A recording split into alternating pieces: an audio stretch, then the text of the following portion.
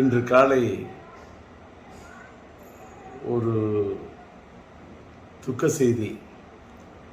என்னோடு சமகாலத்தில் பணியாற்றியவர், தமிழ் திரையுலகத்தில் தனக்கென்று ஒரு தனி முத்திரையை பதித்து தனி கொடி நாட்டியவர், என் இனிய நண்பர் எழுத்தாளர் இயக்குனர் கே. பாக்யராஜ் அவர்களார். அவர் மாரடைப்பால் மறைந்து விட்டார் என்ற துக்க செய்தி என் காதுக்கு எட்டியது.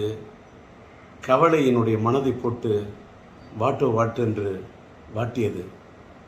காரணம், சமீபத்தில்தான் அவருடைய 50 ஆண்டு காலம் அவர் திரையுலகத்தில் பணியாற்றியவர் ஒரு பொன்விழாவை காண்கிறார் என்று அவருக்கு ஒரு விழா எடுத்தார்கள்.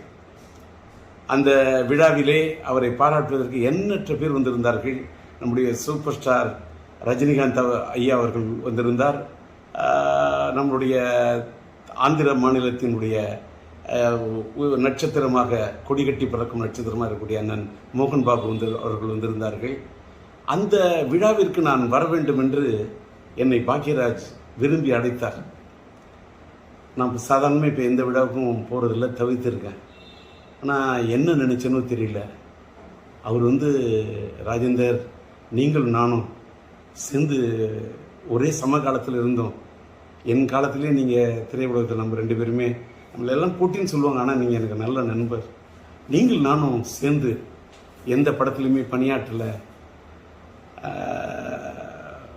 அதனால் நீங்கள் வரணும்னு ரொம்ப நாத்தெடுக்க என்னை கூப்பிட்டார். அவர் அத்தனை முறை என்னை வற்புறுத்தி கூப்பிட்டது என்னோட மனசு ரொம்ப வாட்டினுச்சு.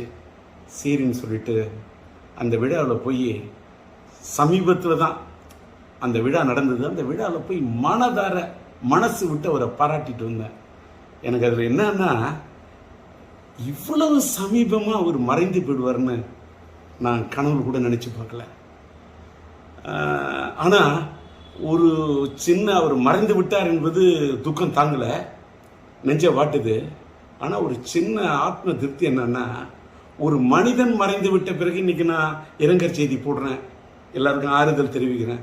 ஆனால் அவர் உயிரோடு இருந்தப்பவே, அவருக்கு ஒரு பாராட்டு விழா நடந்தப்ப அவருடைய காது குளிர, அவருடைய மனம் மகிழ, ஒரு சமகாலத்தில் என்னை விட ஒரு சீனியர் மூத்தவர், அவரை போய் நான் மனதார பாராட்டிட்டு வந்தேன் அப்படிங்கிறத நினைக்கும் போது எனக்கு ரொம்ப ஒரு மனசுக்கு நிகழ்ச்சியாக இருக்குது. அதோட இன்னொரு நிகழ்ச்சி என்னன்னா, நானும் அவரும் எந்த படத்துலையும் சேர்ந்து பணியாற்றலன்னு சொன்னார அப்படின்னு சொல்லக்குள்ள, என்னுடைய இனிய நண்பர் சாய் ரமணி அவர்கள் இயக்குனர், அவர் இப்போ ஒரு படம் எடுத்துக்கிட்டு இருக்கார், கன்னடத்து பைங்கிலின்னு ஒரு படம். அந்த படத்துக்கு நான் பாடல் எழுதி இசையமைச்சிட்டு இருக்கேன். அந்த படத்தில் ஒரு கதாநாயகனுடைய தந்தையார் கதாபாத்திரத்திலையும் தாயார் கதாபாத்திரத்திலையும் நம்முடைய கே. பாக்யராஜ் அவர்களையும் பூர்ணிமா பாக்யராஜ் அவர்களையும் நடிக்க வைக்க இருக்கிறேன் என்று அவர் சொல்லிவிட்டு, டி. ராஜேந்தர் பாடலாசிரியர் எழுதி இசையமைக்கக்கூடிய இந்த படத்தில் அவர்கள் இருவரையும் இணைப்பது என்பது எனக்கு ஒரு பெருமைக்குரிய விஷயம் என்று சாய் ரமணி சொன்னார். அந்த படத்தின் படப்பிடிப்பு நடந்து அந்த படப்பிடிப்பு நிறைவடையக்கூடிய சூழ்நிலையில் இவர் இப்படி ஒரு முடிவுரை எழுதி விடுவார் என்று நான் நினைத்து பார்க்கவில்லை. எல்லாத்துக்கும் மேலே இன்னைக்கு தென்னிந்திய திரைப்பட ரைட்டர்ஸ் அசோசியேஷன் எழுத்தாளர் சங்கத்துடைய தேர்தலுக்காக இன்று காலையில் அவர் மனு தாக்கல் செய்வதற்காக கே. பாக்யராஜ் அவர்கள் தன்னை தயார்படுத்தி கொண்டிருந்திருக்கார். ஆனால் விதி எப்படி விளையாடி இருக்கிறது பாருங்கள். யமலோகத்தில் யார் இவரை கதை திரைக்கதை எழுத, வசனம் எழுத அழைத்தார்கள் என்று தெரியவில்லை. அங்கே சென்று போய் இவர் மனு தாக்கல் செய்து விட்டாரே. இங்கே எழுத்தாளர் சங்கத்தில் நிற்பதற்கு மனு தாக்கல் செய்வார் என்று நினைத்தால் அங்கே போய் மனு தாக்கல் செய்து விட்டார் என்பதை எண்ணிய போது மனது தாங்கவில்லை. எல்லாத்துக்கும் மேல 16 வயதிலே படம், மறைந்துவிட்ட இயக்குனர் இமயம் பாரதிராஜா அவர்களுடைய முத்திரை படைத்த படைப்பு. அந்த படைப்புலே அவரோடு தூணோடு தூணாக நின்று, தோளோடு தோளாக நின்று, அவரோடு ஒத்துழைத்து, அவரிடத்தில் ஒருங்கிணைந்து பணியாற்றிய ஒரு அற்புதமான ஒரு துணை இயக்குனராக, இணை இயக்குனராக இருந்த பாக்யராஜ் அவர்கள், அவருக்கு இணையாக அத்தனை படங்களில் பணியாற்றியவர். கிடைக்க போகிற ரயில் என்றும், புதிய வார்ப்புகள் என்றும், சிகப்பு ரோஜாக்கள் என்றும் அத்தனை படங்களில் அவரோடு உடனிருந்து பணியாற்றியவர்.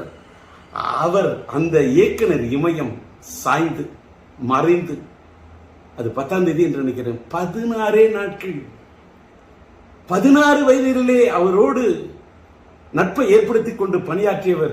அவர் பிரிந்து விட்டார், அவரோடு பணியாற்றினேன். அவர் பிரிந்து 16வது நாளிலேயே நானும் பிரிந்து விடுவேன் என்று. இன்னைக்கு 27. இந்த மண்ணை விட்டு பாக்யராஜ் போறாருன்னா 16 வயதினிலே அந்த படத்துல அதுல இருக்கக்கூடிய எண் 16. தன்னுடைய குருநாதர் மறைந்து நாட்கள் எண்ணி 16, அதில் என்னை விட்டு சென்று விட்டாயே என்று போய்விட்டாரே, தாங்கவில்லை. சுவர் இல்லாத சித்திரங்கள், அவர் எடுத்த படம் சுவர் இல்லாத சித்திரங்கள். இன்றைக்கு சுவர் இல்லாவிட்டால் சித்திரம் இருக்காது. நீ இல்லாவிட்டால் தமிழ் உலகத்தில் எங்கே சித்திரங்கள் இருக்கும்? நீ எடுத்த படம் ஒருகை ஓசை, ஏன் இவ்வளவு திடீரென்று நினைத்து விட்டாய்? நின்று விட்டது உன் குரல் ஓசை. நீ எடுத்த படம் மௌன கீதங்கள், எங்களை பாட வைத்து விட்டு சென்று விட்டாயே, ஏன் சோக கீதங்கள்? நீ எடுத்த படம் தூரல் நின்று போச்சு, எதற்காக இன்றைக்கு உன்னுடைய மூச்சு நின்று போச்சு? நீ எடுத்த படம் முந்தானை முடிச்சு, ஏன் நிறுத்தி கொண்டாய் நீ விடுகின்ற மூச்சு? எங்கே நின்றது உன் பேச்சு? தாங்கவில்லையே, துக்கம் தாழவில்லையே, எங்கே போய் சொல்வது?